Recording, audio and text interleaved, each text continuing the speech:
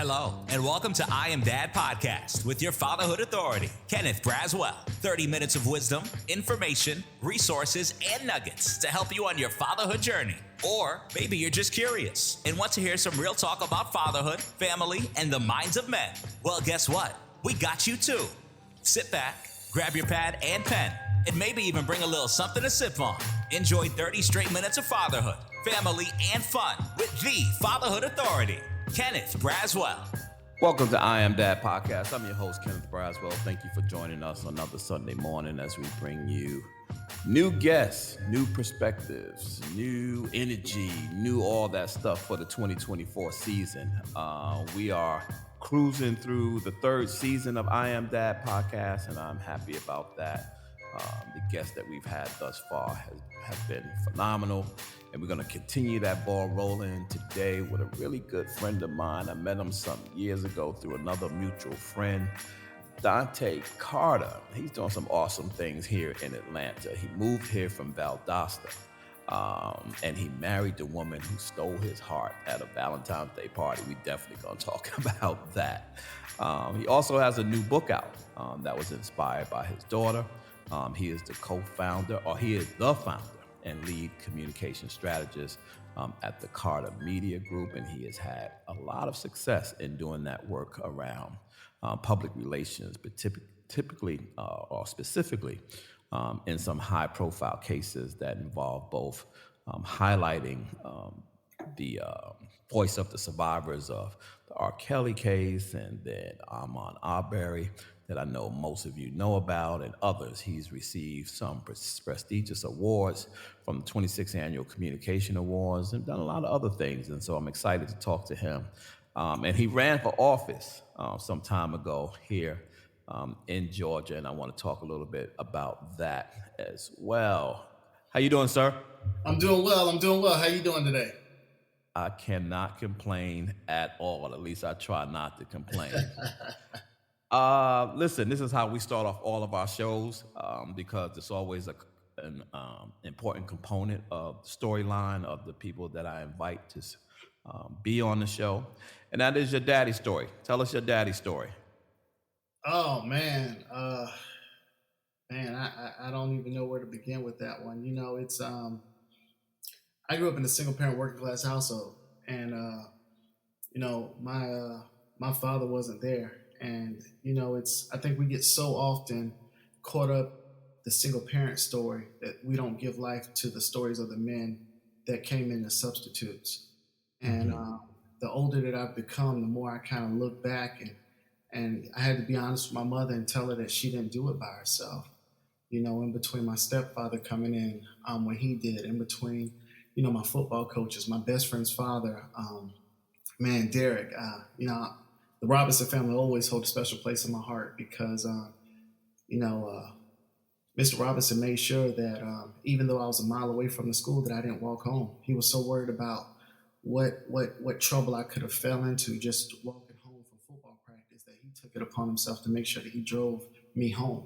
And in him driving me home, you know, he was talking to us about college. And I mean, that's part of the reason why I went to FAM. I graduated from FAM, but I attended FAM because Mr. Robinson went there. He talked about meeting his wife there. You know, it's like, you know, it's those little stories that you can share with 15, 16, 17-year-old young men, and you don't realize the lasting impact that they have on your life. And that was one of the things that as I became a father, I started to look back at all the men that played such a pivotal role in my life that really served as supplements. And so, and prepared me for that opportunity for when I did get a chance to sit down and me and my father did speak and have these tough conversations about where he was and what happened, that I was mentally, spiritually, and physically in a place to even have that conversation. And so my daddy's story is a story of a community that saw a young man and wrapped their arms around him. And I think that story too often is lost. You know, we surround ourselves with this story of all these single parent majority single women households, and we don't talk about the men in our community that step up, that play roles in protecting our children. And to me, that's what's so powerful, even about what you're doing, is you're highlighting men who are doing this day in and day out, and whether they realize the impact that they're having on somebody like myself, that impact is being had, and I think that's what's so special about fatherhood. Thank you so much for that. Two of the reasons that we start off the show with that, one is to let men out there know that we are aware of them, Mhm. that we don't forget them. But it's also at the same time important to understand that men that you're describing, like Derek, understood fully that while he could never replace your father in your life, he could compensate for him. The problem sometimes is when men try to replace, and Yeah, you can't replace the hole in someone's heart that was left there by someone that they continue to agonize over and want to discover. And so, those men that understand, the compensating piece of it are loved as much, if not more, and dearly as the biological father. So it's always important to kind of do that. The second reason, Dante, is that your story is going to resonate with somebody. yeah, Where that linear story, which is, oh, my dad was never in my life, I can't stand that, blah, blah, blah, blah, blah, blah. And then it creates and perpetuates the narrative that men don't show up in the lives of their children. And so to tell your story says that there is a full story, right? yeah, Because we so often get locked down in the piece of the story that really hangs on our emotions, as opposed to opening ourselves up and being able to understand that there's a fuller story. And yeah, some of your answers that you're looking for may be in that story. And if you don't yeah, open yourself up for the fuller story, you may never have an answer to that thing that you ache the most about. And so, thank you so much for sharing that yeah. story with us this morning. Um, you came here to Atlanta like I did. I came here 10 years ago. You didn't come as far though. You was south Georgia, going even deeper, into Georgia, right? What made you do that? What made you come from that location, which I would assume is a little slower, not as flamboyant as Atlanta is. Coming to Atlanta, what made you make that move? Well, so I was in the news industry. I grew up down in Orlando, Florida. Um, Worked in television news when I was in college, so it was bananas. I was in school, what, 5 years? 3 of those 5 I was working overnight, like Mm. midnight to 8, going to school during the day. By the time I graduated, I was working as an executive producer at the local TV station in Tallahassee. But then my boss came to me with a great opportunity to report. I just had to do it in Valdosta. And so I went there, went to Valdosta, and a buddy of mine called me up one February back in, I believe it was 20, it was 2010. And he said, man, I've been getting to know this young lady up in Atlanta. They're having a Valentine's Day party. I need the crew to roll with me. And what's so bananas about this story is him and her didn't hit it off, but I saw my wife at the dance that night, and I just, I asked her multiple times to dance, man, and she just kept giving me the runaround. And I said, "Look, you gonna dance with me or what? Like, we're having a great conversation. What's going on here?" She was like, "You just don't understand. I have 2 left feet." And I said, "Well, I got 2 right feet. Let's see if we can find a rhythm." And Mm. started laughing, and we hit it off that night. And it was crazy because I was living in Valdosta, she was living in Dallas, but she had been in Atlanta interviewing for a job, and it was bananas because I got a call in Tulsa. And they wanted to offer me a job working at a TV station there. And right when I got the call, she was like, "Man, I got the job in Atlanta. I'll be working up at Northside Hospital." I'm like, "Dog." So, Mhm. we get to this place and we do this swap. But what was amazing about it is we dated long distance for 2 years, and it was a great opportunity for me to get to know her for her wholeness and really seeing her. And so, you know, I spent a lot of money traveling between Tulsa and Atlanta. And anybody that knows Tulsa knows they don't have any. And they got an airport. They say it's an international airport, but y'all know how it is. And so it we spent a lot of money commuting back and forth. But I think it when I saw who she was and her character in this relationship, especially going long distance. I was just like, man, when I get that opportunity, we got to make this roll, because if she can ride with me through this and everything that I'm going through, I'll take this. I'll take this every single day. And so we did. So she's still up here in Atlanta practicing doctor, one of the partners at her practice. Mm-hmm. I got here. I worked at CBS 46 and 11 Alive for a little while. Went over to the Fulton County DA's office as their youngest director of public affairs. And, it was while I was in the office that I saw something that really moved my spirit and kind of activated me in a way that I didn't think would happen. And so there were 4 young men between the ages of 14 and 16. And they were being charged with murdering a white Midtown Atlanta man. You know how it goes when it hits those racial lines and they blow it up. And I'll never forget when their trial actually started, and the victim's mother took the stand, and she said, my son came to me in my dreams and said that y'all got the wrong person, the wrong people. And I just remember sitting in there, and we're behind closed doors, the DA, the prosecutor, and I'm so used to seeing these things happen in movies. This is the first time I'm sitting in a room where it's happened, and I'm listening to the DA ask the prosecutor all these questions, and he's like, "Well, did you, because at this point the judge had ruled a mistrial, and so he's asking, well, did you follow up on the police's investigation?" And she said, "I looked at everything and turned over." And he said, "Did you follow up on it? Like, did you?" He said, "All these boys had cell phones, right?" She said, "Yeah." He was like, "Where did their cell phones ping at? Which towers were those signals bouncing off of?" Mm-hmm. And she couldn't tell him. She didn't know because she didn't look. And then they finally did it, and one of the experts made a comment along the lines of, these boys would have had to have been flashed to run, murder this guy, and take off. And I remember after that, the DA was asking me, "Man, you haven't been the same." And it did something to me when I saw. I mean, those boys could have easily been me coming up, and to see them that close, because even in Georgia, you can go away for murder, get a life sentence, and be eligible for parole after serving 30 years.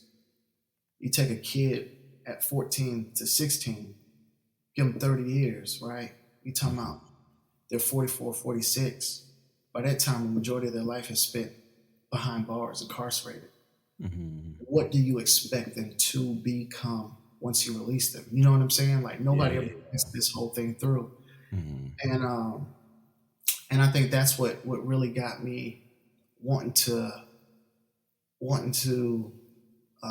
be more of an advocate, especially as it pertains to young Black boys, because nobody's trying to tell, to your point that you made earlier, nobody's trying to tell that other side of the story. That was one of the things that I told my father when me and him sat down and we had a real discussion. I couldn't have had this discussion with him before my daughter was here. But when my daughter came,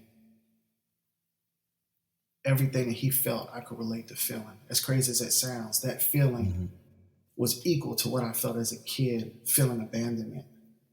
And at that point, my mother and I had to have a real conversation. And I think that so often we think that the parent that stayed was the best parent because they were there, and we don't think about the entirety of the trauma that the both were facing, and really getting into that. And it was tough. My father made a huge mistake. He cheated on my mother, and the way she got back at him wasn't physically, it was verbally.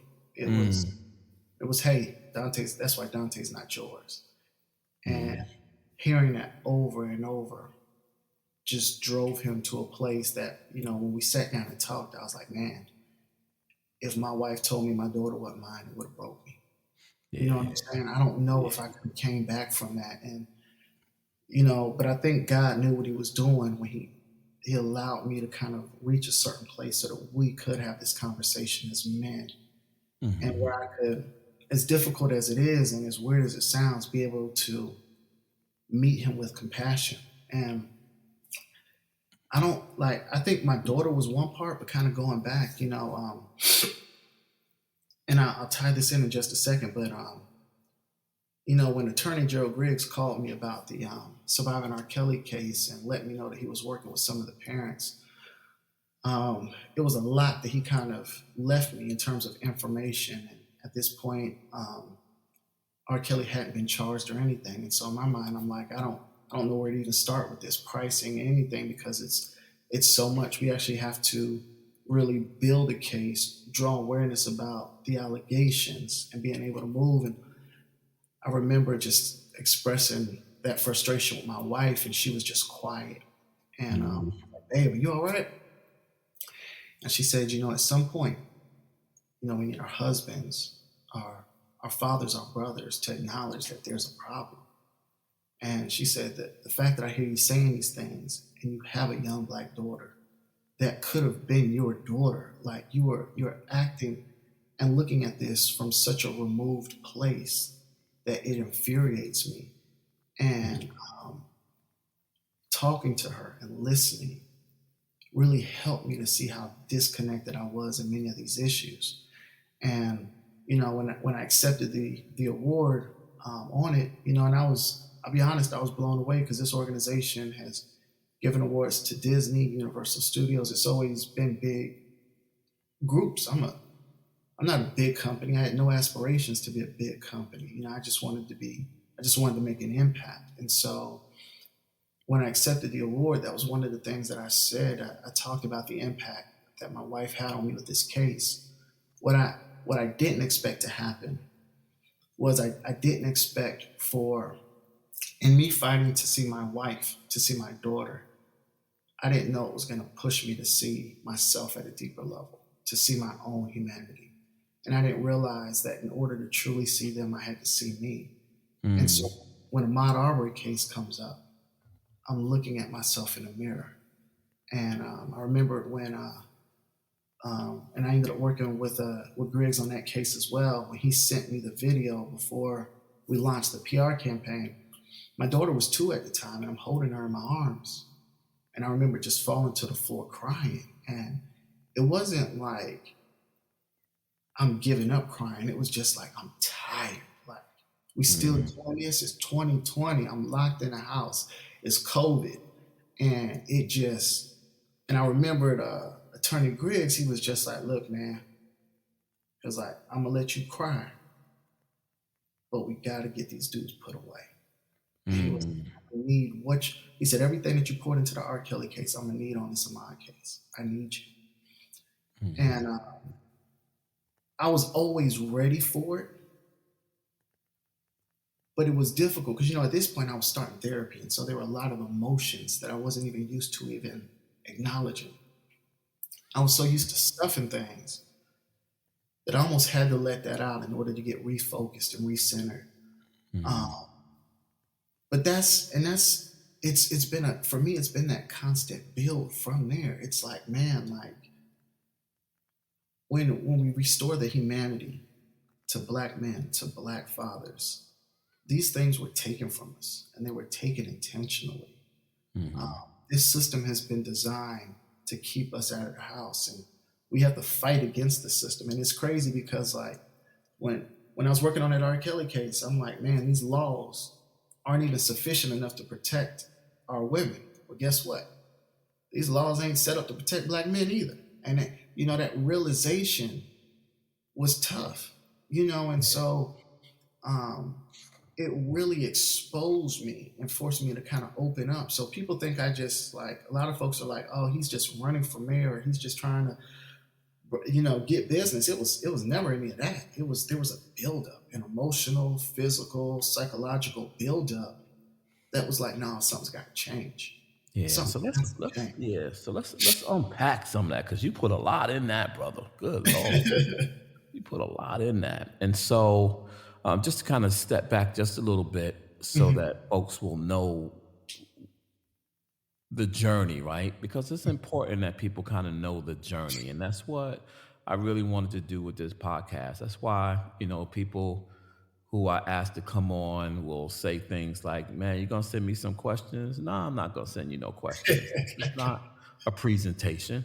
This is a Yeah. conversation. I'm not going to ask you anything that you should not be able to answer. And if you Yeah. do have a problem with answering it, then that's not on me. That's on you. Yeah. And so when, we're having conversations, it's crazy because um, I saw a meme. You talking about your story, and particularly talking about your mom. I saw a meme on social media a few days back that said, be careful about how much you hate your father, because one day you'll find out that it was your mother and her family who kept him from being with you. Mm. And I was like, whoa, It's deep. because to a certain extent, that was my situation, Mm. right? I learned that there were things that I didn't know about him that were never told to me. And it placed a short wedge between my mother and I, that I think about often. It doesn't bother me anymore. Now I know what I know, right? And Mm. so, but you do have to go through a process of Mm. repairing a relationship with someone that you have poured your 1000% into. And now you're struggling with pouring any more because that person to you feels like they weren't who they presented Mhm. themselves to be. And that person happens to be your mother. That's a hard, hard thing. You're talking about something for a man, right? Mhm. With a little boy within him, right? That remembers this person a particular way. But now the man has to see this person another way, which contributes to this internal conflict between you as the man and the little boy inside you that don't want to deal with this, Mhm. right? Can't wrap his head around that. Talk about that process a little bit, because I know that men don't understand that process and may be struggling with that process. What were some of the things that you did that allowed you to initiate the conversation? And then how did you separate what might have been your initial reaction emotions from what you really wanted to get to? It's interesting because like my mother would always have these periods where she was like, "Man, I'm sorry about what I did to you," but I never knew what she was talking about. There was no context for me, and I'm just like, my mind as a kid, and I'm like, "No, you don't need to apologize. You stayed. That dude that left needs to apologize." Mhm. And it's tough because um, I did harbor a lot of hatred and animosity towards my father because I went through some things that I felt like had he been there, I would have been protected from. Um, you know, I, my mom doesn't even like me talking about these things. And in fact, I told her yesterday, I was like, look, when I talk about these things, I need you to not personalize them and take Mhm. offense to everything that I'm saying. Like, I'm saying it because there's another kid out there that went through what I went through. And if they don't see what this other side looks like, Mhm. then it makes them lose hope. And I've seen what happens to these kids when they lose hope. And Mhm. so, like, when I talk about when we were homeless, um, she's like, man, I feel like sometimes you hang it over my, and I'm like, I'm not hanging this over your head. But the reality is I went through this. This created a level of trauma for a 9-year old that a 9-year old shouldn't have had to deal with. And Mhm. so, um, I'm wrestling with these things, being homeless, having abusive boyfriends that my mother had, me fighting them, you know what I'm saying? And like Mhm. just sitting back and like, man, if my pops was there, would I have this scar above my eyebrow that I have here from fighting? I'm 12 years old fighting a grown man, Mhm.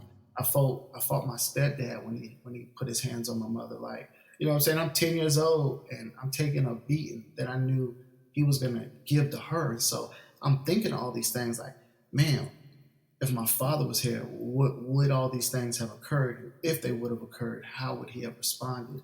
And Mm-hmm. so, I'm carrying all this stuff, right? And I remember as a man when I first reached out because I was actually driving past the city that my father lived in, and I was working as a reporter at the time, and I looked him up, and I said, you know what? I was driving from Tulsa to Orlando, and I had to come through Columbus, and that's where my dad lives, and I was like, I'm gonna stop out there in Columbus, Georgia, and we're gonna talk this out.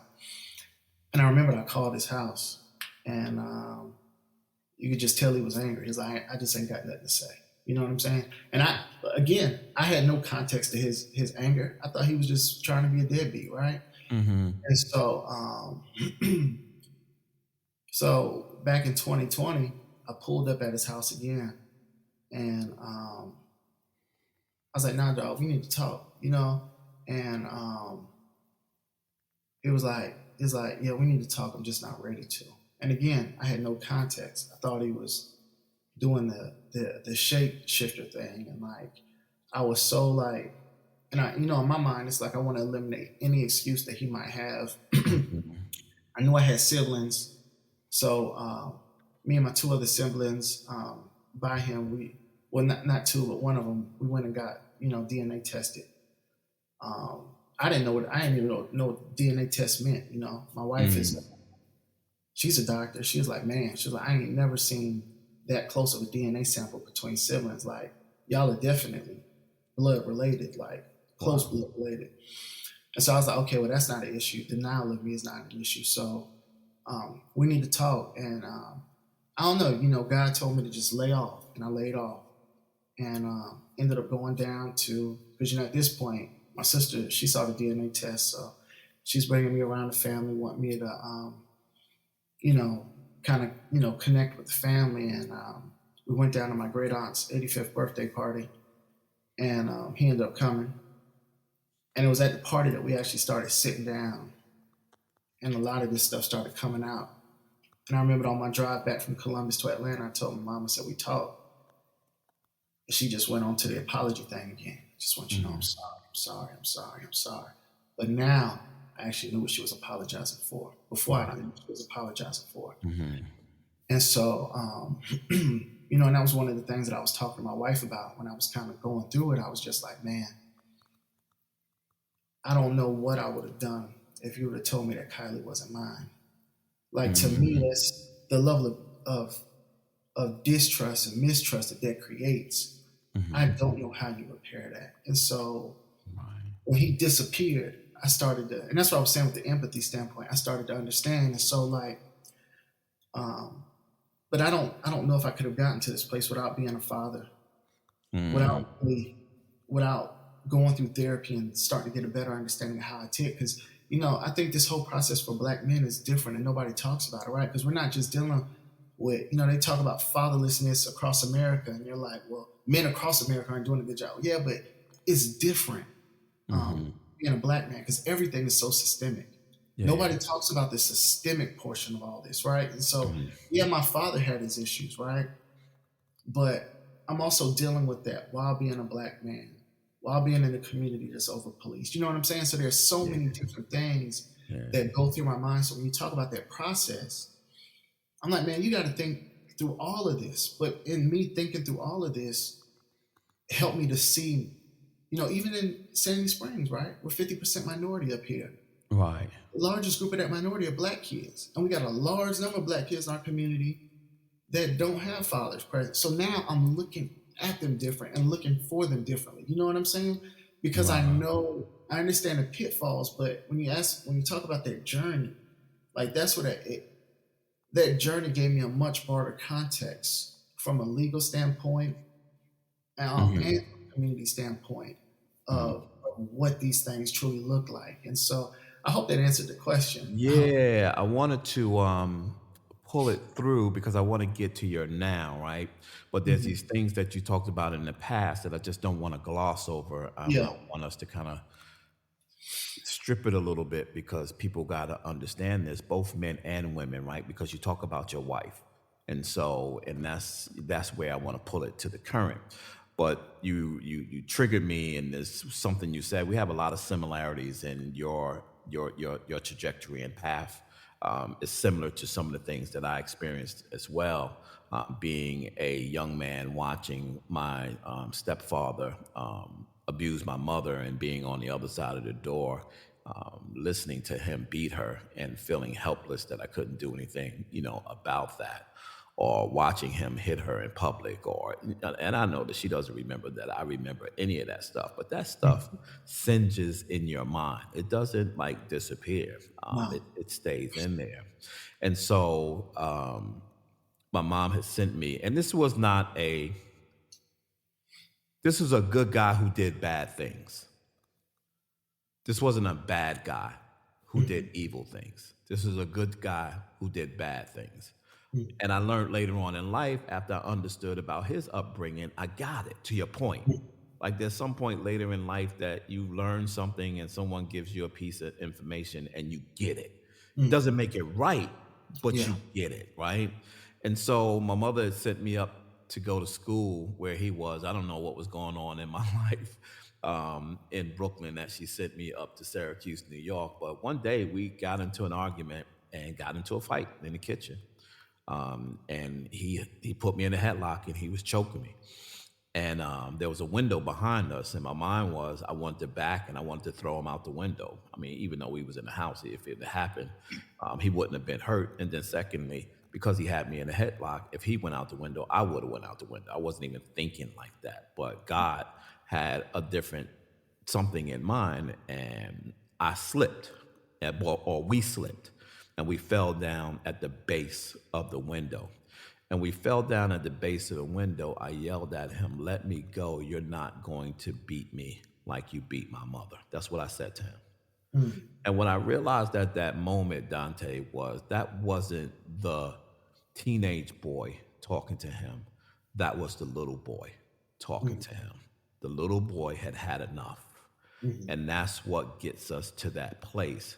Our physical boy isn't quite there yet, but that little boy at some point has enough. That's Yeah. why we always have to be mindful that there's a little boy inside of us that speaks to us, the Yeah. man part of us, and that we must listen to that little boy and find ways not only to reconcile things with other people, but as adults, we have to reconcile things with that little boy inside of us. And so when you talk about your wife pulling it through, like what conscious things did you think after you met your life mate and you had your child that you said, you know what? I'm bringing a different dude to this table. To this table, this is going to be a different man. It's going to be a whole different thing. Like how did you come to that conclusion? Man, I was telling folks like before I ever wrote this book along with my daughter, that my wife wrote a book, and it was one of the, and she wrote it, went in there, and she paid somebody to print it up. It was a picture book of just all the memories we made, and just really did an amazing job of capturing our dating relationship at the time, and like what I saw from my wife as I was kind of looking at those pictures is somebody that truly had my back. It wasn't like she saw me beyond the shortcomings. And I think that, and this is what breaks my heart even in today's day and age, right? Is, there's this expectation that, man, if men aren't here, or here, oh, they ain't no good, they broke, they this, they that. Nobody ever talks about the fact that the average man only makes $50,000 a year. That's man, right? So now let's take black men out of that group, right? Now we talking about under $42,000 a year. The average black man. Right. Average black woman is making less than $36,000 a year, right? So this whole top 10 man and all this stuff that people are talking about, we're comparing millions of black men to 5 of them. And Right. for us, that's not even fair. And so I felt that without even seeing the statistics, I felt that. And so, like, you know, my wife, she's 7 years older than me. She was further in her career than I was at the time. You know what I'm saying? And there was one time where, you talking about $1,000 plane ticket every other month. Man, this stuff it catches up on you and it hits you. And I remember one time I hit her up and I was like, man, I don't think I can afford to come out, Um, and she was like, man, you tripping. And I was like, what you mean? She was like, you tripping. And I was like, what do you mean? She was like, look, bro, if you need me to buy the plane ticket, just say so. And I was like, man, but if I buy a plane ticket, I can't afford dinner, I can't afford these things. She said, look, if we're gonna get married, we're gonna be in these conditions. Man, when I heard her say that, I was like, oh man, she understands what it is, right? So now it's like all the shields are down. It's like she understands where we gotta meet at. She understands what we gotta do. There's an understanding there. So you know what? All right, cool, let's ride. But it was that pivotal moment where I'm like, okay, man, she sees me, she understands me, she's willing to work with me, and it just hit different. And I'll be honest, like I hadn't, and it's unfair to even make this statement, so I want to preface it with that. But at the time, I hadn't seen that out of too many black women, and I don't even like to say that because I don't want to disparage any of them because I know there are good black women out there. But at the time, I hadn't seen. I thought I was gonna have to go to the other side of the fence to find somebody because that's where all my boys that were climbing the ladder, making money, they were going over there. But when I found this, I was like, man, let's ride, let's do this. Like this is powerful. Now I'm like, man, I got Coretta right now. That's Coretta. She's gonna hold me down. But yeah, that's what it was. It was that moment and my most, because I mean, think about it, man. As men, we're taught to be providers, we're taught to be all these things. And so when we're coming up short in these areas financially, those are areas we are most often attacked in. Right. Like, man, you didn't live up. And so at what I looked upon as my weakest moment because of where I was financially and not being able to live up, and I saw her compassion and her love, I was like, man, like, no, I'm not playing. Because I had some guys that I knew, I had mentors. They were like, man, you were too young to be getting married. And I'm like, look, man, all y'all get divorced. Y'all can't find, y'all been like hopping from one girl to the next girl.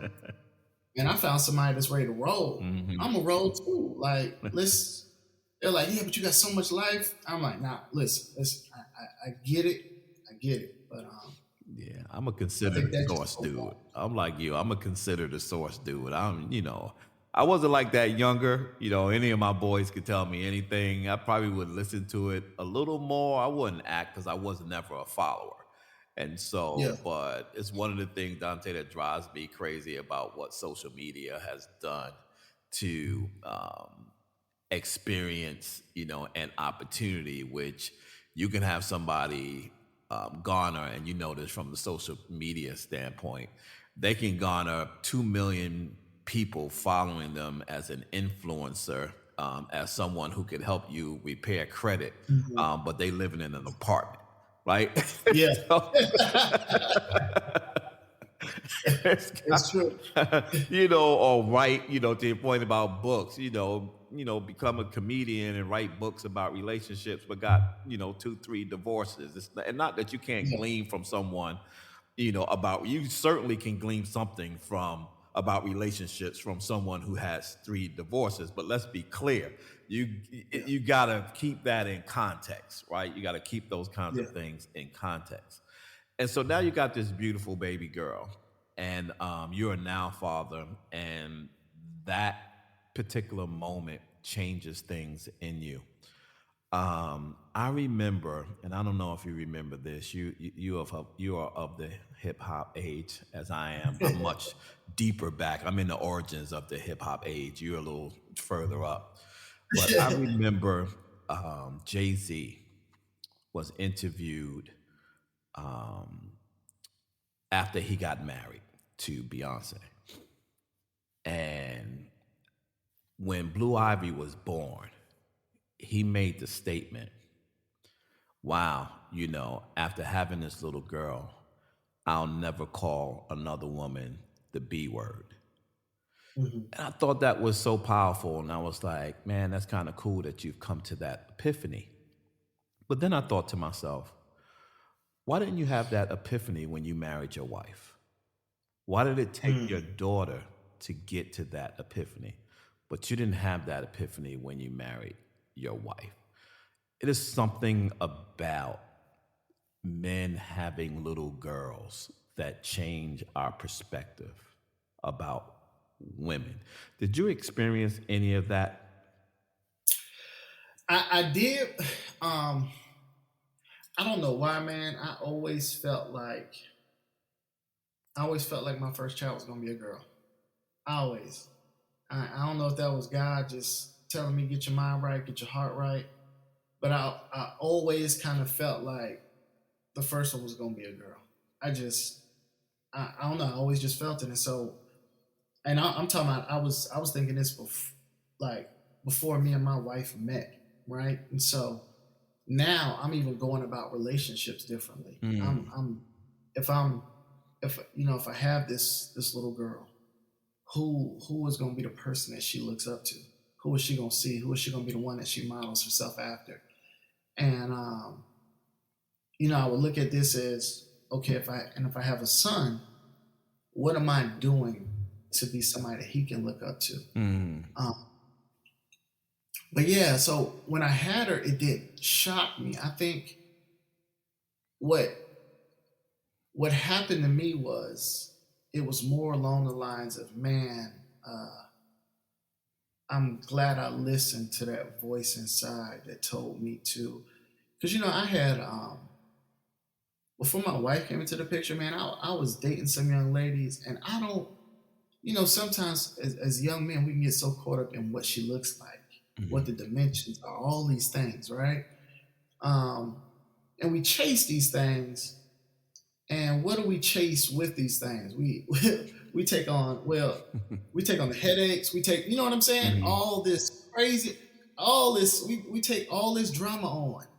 And I remember thinking, man, as much as I'm attracted to this woman, I cannot have a daughter that is looking up to her as a mother, Mm. because it's not going to set the example that needs to be set. Mhm. And seeing the things that my mother went through growing up, all these things, it just made me kind of look at that lens differently. And so when my daughter came into the picture, I had the example for her to see.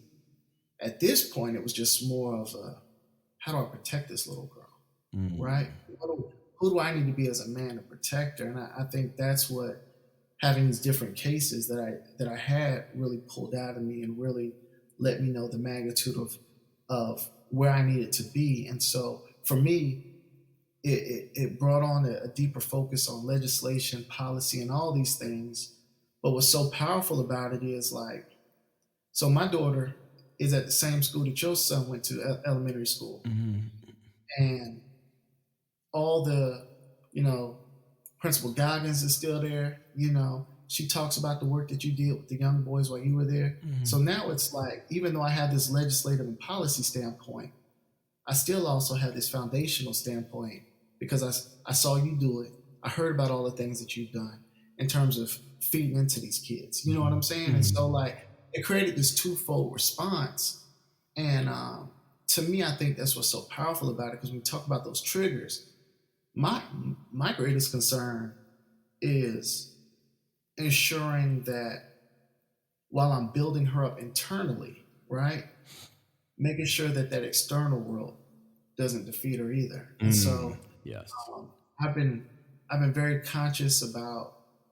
I mean, my wife, she was like, "Man, She thought I was tripping for a while, but I was like, "Hey, man, we got to chill with the white Barbie dolls." I'm not saying I'm trying to be racist or anything, but like, she's fed through this Western lens Mhm. all day, every day. Right. Disney's feeding her through this Western lens, because in a difficult conversation we had to have was like, and I told my wife this, and we kind of we got into a spirited conversation over it. Mhm. But I told her, I said, man, I'm tired of these animated cartoons elevating black women only to be with a white lover. Right. Like, and I'm not saying I'm not against interracial anything. What I'm against is the devaluing of black men. Yes. And so, where's the elevation? Because I told her, I said that love interest, right? I mean, maybe you can give us Black Panther, maybe, in that spectrum. Mm-hmm. But in all the recent ones, Little Mermaid, her daddy was white, the boyfriend was white. I was like, dog, man. I mean, they, you know what I'm saying? Like, even her daddy, like, where do we fit in? I was like, do you like what does that play into what our children see? Yeah. And it was bananas because then she went back and started Googling some of these these shows and cartoons and anime, and I don't want to call out the company or anything. Right. But she went back and looked. She was like, "All right, babe, I'm sorry." She was like, "Man." She was like, "How did you pick up on it?" I was like, "Cause I'm a black man sitting in a movie theater, taking my little girl to see it." And I'm like, "Where am I at here? Where am I at?" I'm like, "No, man." Then fast forward, you gonna want me to go see The Color Purple with you? Yeah, it's like. And I was so glad when the NAACP issued their statement on The Color Purple, like, "Hey, man, y'all gonna have to depict black men in a different light." And I was like, "Thank you." I'm not saying all black men are angels. That's not what I'm saying. Right.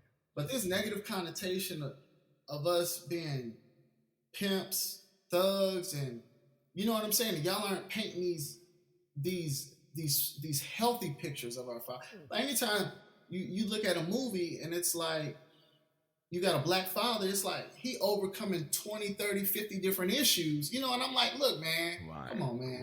Right. Why can't he just be a well-adjusted individual who makes all the right decisions, living his best life, doing the best he can?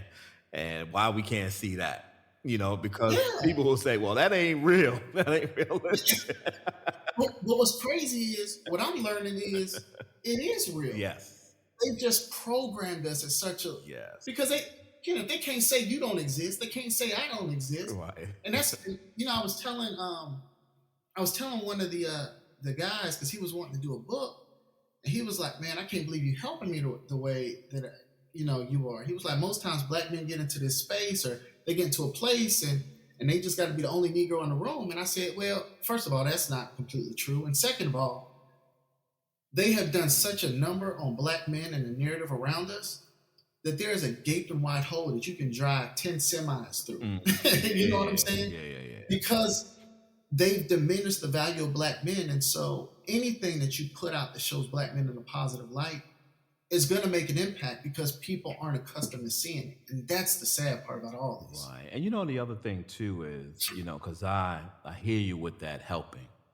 Like I'm in a weird place with that helping, right now, because there's two things you want to give. Like, I don't know if you go through this.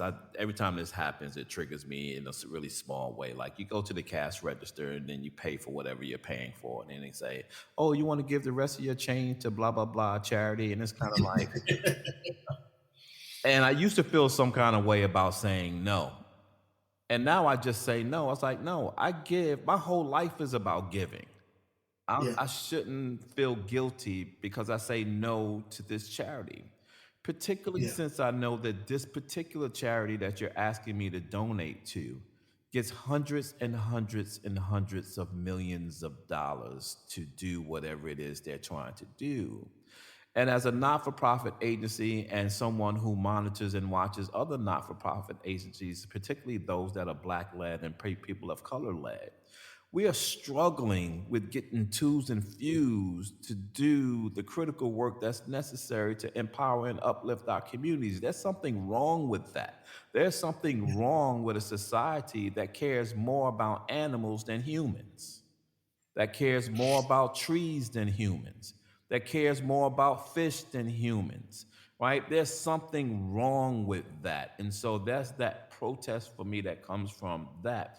But in this publishing space, it is the same thing. It is, listen, only now was 9, I think it's 12 now. 12% of children's books that are being written about people of color are actually written by people of color. That means 82% of books that are written for people of color are written by people of not of color, right? And Yeah. there's something crazy about that. And in my mind, my thing is I'm torn always between how much information do I give how much information do I give an individual who doesn't respect my journey to getting where I am? Yeah. Because you And gotta pay it forward, and you mhm. have to invest in yourself. And Yeah. investing in yourself means investing in the person that you're asking information from. So I would say Yeah. to that person, I would be glad to help you understand how to write a book, but have you purchased my book? Hmm. Have you even thought about purchasing my book? Have you even read my book? The book is 20 pages. Do you know anything Yeah. about me? Do you know anything about anything else that I've done? And when people do that and they don't do that, to me, it says it's disingenuous to ask me to help you, give you the holy grail to success when you Yeah. haven't invested in the mechanism that's going to help you there, particularly when you go to the other man, you're willing to empty out your wallet to get that information. And that's the crossroads that I'm at. And have you thought about that and struggle with that? Yeah, I do. Because what you talking about is, and I mean, it's what we face on so many different levels. It's these transactional relationships, right? Mm, Instead of these relationships that are reciprocal. And I think for me, so when I was sharing with this other individual about doing it, there's some other things we're working on together. You see what I'm saying? So yes. it's The difference. there's a totem go here Yeah, yeah. compared to me pouring in, like, and that's where I'm frustrated with, and I won't be apologetic about, is this whole emptying my cup, because at the end of the day, and I've shared this with everybody, at the end of the day, you know, I still got a wife that I got to show up for. I Mm, got a daughter that I got to show up for, and I've got a community that I have to show up for. One of the things that I know without a shadow of a doubt is that our community needs heroes. They need inspiration. They mm, got to see King. They got to see Dontaye. They got to see multiple ones of us, right? mm, But we also got to be willing to hold our own in these spaces, mm, because if we're not willing to hold our own, what happens to us? mm. Like, it's so crazy because, and I talk about this to really pull the band-aid off this diversity, equity, and inclusion thing. Because my thing is diversity, equity, and inclusion is an illusion, right? If you're not talking about policy, legislation, Right. and really creating a level playing field. I'll use the communication space, right? I read one report said the communication space is 50%, 56% minority. I'm like, woo!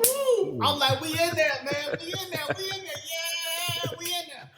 Man, you do the little drop down on that minority box, bro. Right.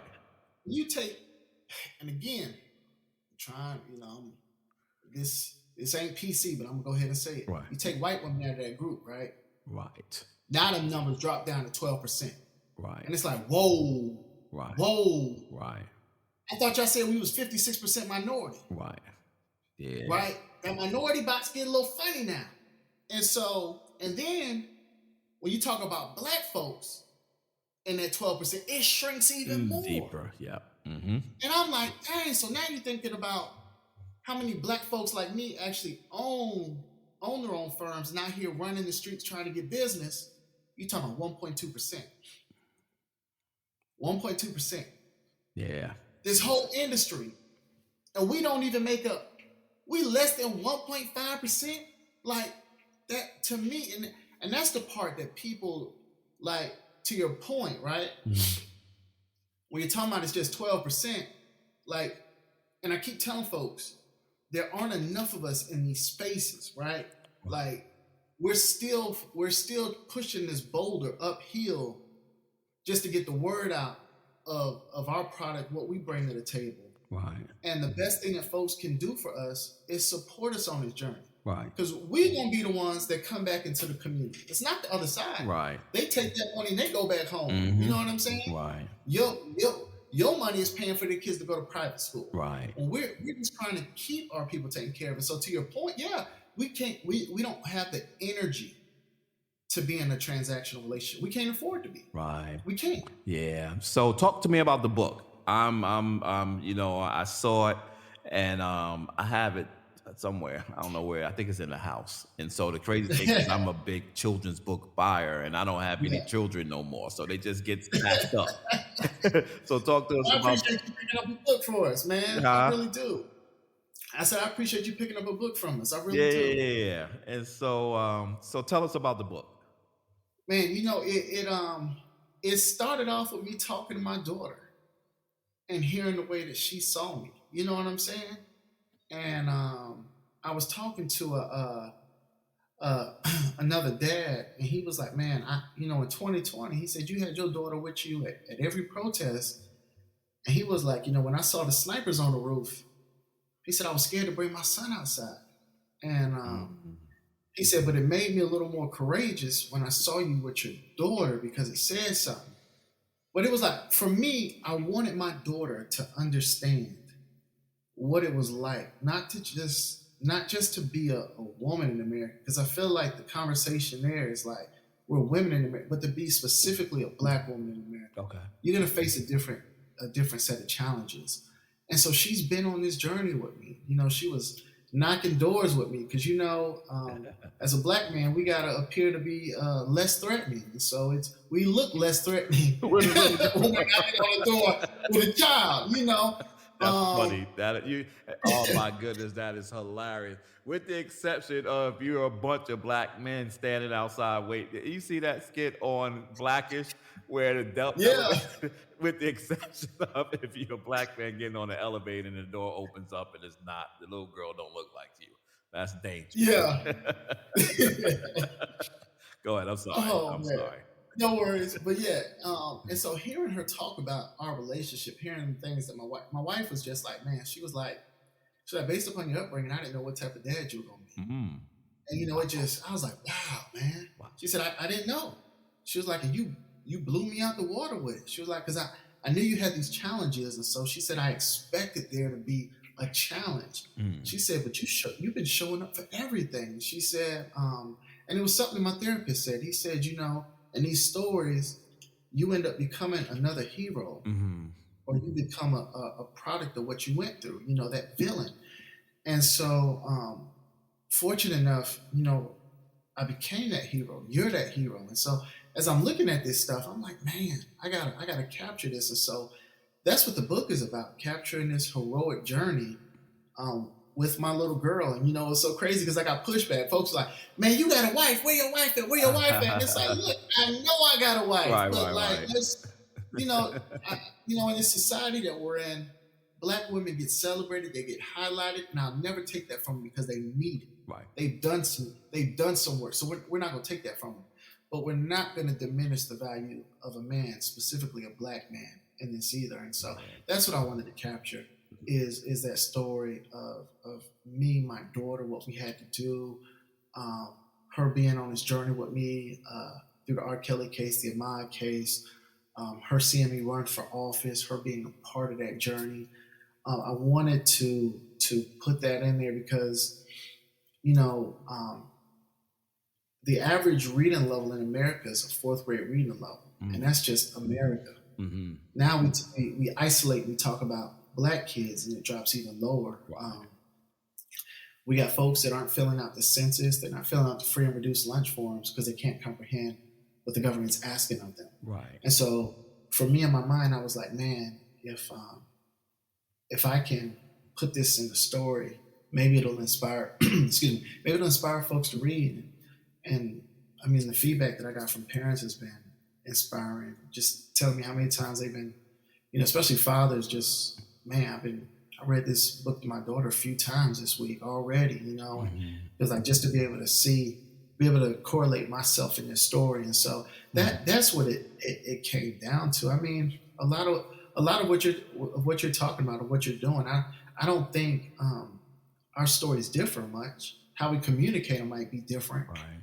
But I think we see the need to really, really showcase, because I mean, I'm just going to be real. 90% of my friends who are black are married to black women. Yeah. It's not their first wife. I mean, it's not their second or the third wife. It's their first one. Right. I mean, we all trying to figure this out together. And I'm like, man, the fact that we don't highlight this, Right. and 86% of black people who are married in America are still married to within their community, black women marrying black men. And so Right. I'm looking at the number of marriages, and these are just the numbers. And I'm like, so we are still marrying 86%. That's a B plus average. People within our community. Why are we highlighting that? And that was even part, going back to the conversation my wife and I had about, what my daughter was seeing in some of these different shows. I'm like, the reality is most married black men are marrying other black women. Absolutely. Let's spotlight that. Absolutely. Let's talk about that. And there's nothing wrong with that. It's like No. people will make you try to feel some kind of way about that. And we know our kids that are growing up now are growing up a little different. They're growing up where they're trying to, particularly young black children, are trying to be We Are the World, if you understand that reference, right? And that's what they're being taught in their schools. That's where they're being taught throughout their young culture, that they have to be more expressive about that. But, for my son, who's still in school, and my nephew who's in school here in Georgia, my thing to them is, this is still Georgia. Don't forget that this is still Georgia. And while it may look one way, there is still an energy here that will lock your ass up, given the opportunity. The issue, or you not given the opportunity just showing itself for someone else. And those things we have to be mindful of with our children, and more specifically with our boys, our girls too, but with our boys, they always have to be mindful of who they are from that danger perspective that you talked about. What they look like when they show up, and how many of them are together when they show up.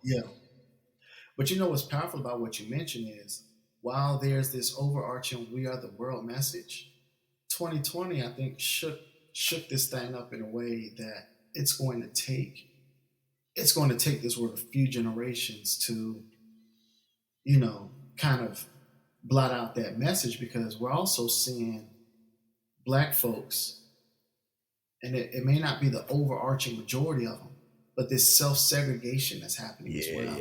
Absolutely. Wanting to reconnect. And so it's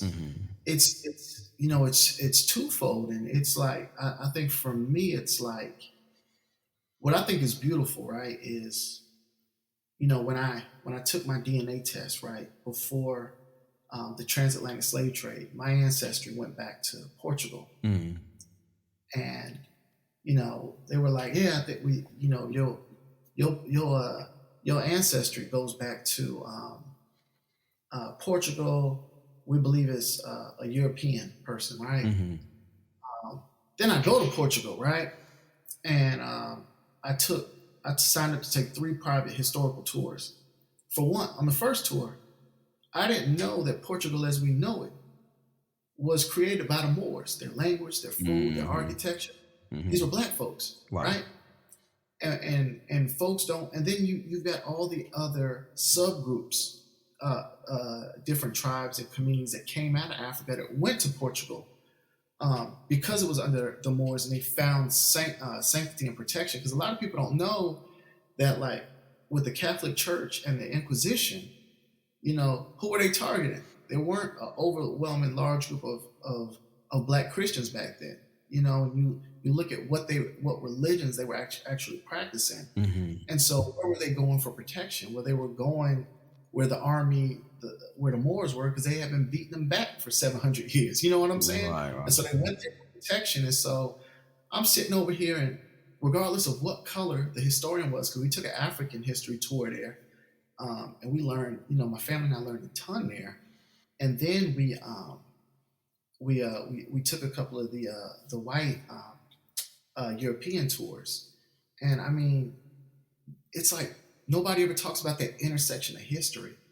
And they were like, man, yeah, Portugal was the blackest country in Europe before the transatlantic slave trade. A lot of people don't know the first slave market was in Portugal. I didn't even know that. And a majority of the slaves came out of Europe. They didn't come out of Africa. They came out of Europe. And so it just blew my mind with how well traveled our ancestors were and the things that they did, the culture that they spread around the world that nobody talks about. And so like for me, you know, we talk about fatherhood, that's a piece of it that I want to capture too, is like, now don't put us into just this one box, because, you know, our history dates back 6,000 years. Don't rob us of it. Yeah, absolutely. Nah, it's, you know, world, which is something that I talk to my kids about. You know, be curious about world history, not just U.S. history. You can get locked up in your frame of thought when you just think about U.S. history. But to your point about context, if you really want to understand us, you have to understand us through the lens of world history. Yeah. So thank you so much, brother. I appreciate you, man. I'm glad I got you on. I've been wanting to do it for a while. There's 2 other conversations that I actually wanted to have with you, but realized in this conversation that we're going to have to come back and dig into those other conversations. One of them is I might have to bring you and Sharper on for this other conversation around, you know, politics, right? Yeah. Because I think it's an interesting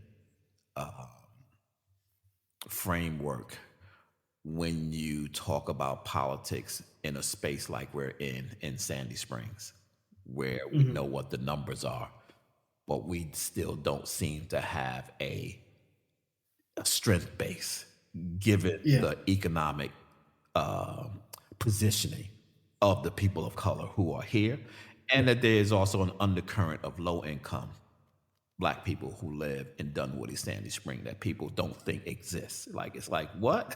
Like, there's no point. Like, yeah, there is. And so, and then what our schools look like and what that looks like in towns across the country.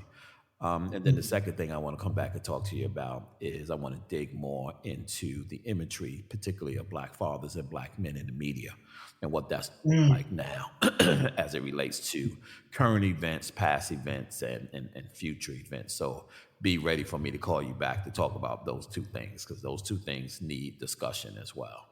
So thank you, man. I appreciate you. And to all my I Am Dad podcast listeners, thank you so much for joining us. Make sure you check us out on iamdadpodcast.com for all complete 2 seasons of I Am Dad podcast, and the new season now that we're in the 3rd season.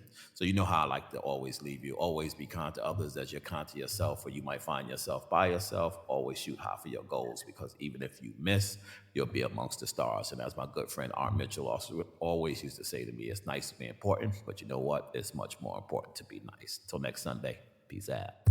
Thank you so much for taking the time to spend with us. You've been listening to I Am Dad podcast. We hope that you have been informed, encouraged you to think, or even inspired your heart for the love of dads. The conversation does not end here. Come back and join us next week. Same time, same place. Or you can continue the dialogue on our I Am Dad Facebook page. We also invite you to listen to past episodes, learn more about us, and keep up with special activities by visiting iamdadpodcast.com. That's iamdadpodcast.com.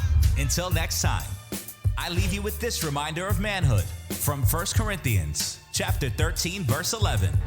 When I was a child, I spoke as a child. I understood as a child. I thought as a child. But when I became a man, I put away childish things. Because of this reminder, I will always understand that I am Dad, period.